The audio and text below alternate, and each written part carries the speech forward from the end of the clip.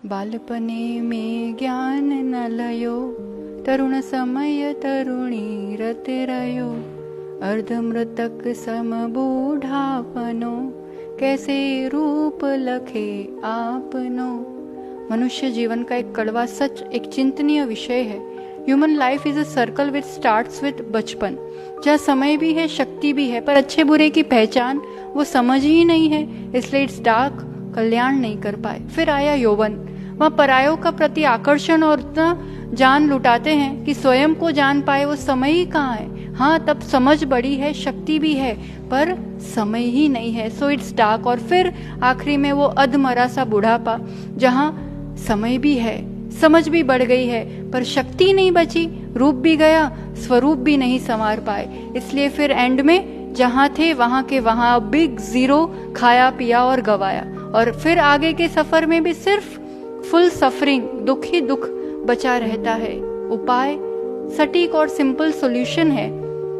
बालपने में ज्ञान जो लयो, जिनवाणी का ज्ञान मिले, तरुण समय संयम रत रहो, कैसे आवे फिर बूढ़ापनो, जो नित्य लखे रूप आपनो। युद्ध give time to know you, समझ है, शक्ति है, बस समय के लिए, स्वयं के लिए थोड़ा सा समय दे दो तो सारी कमियां पूरी हो जाएगी।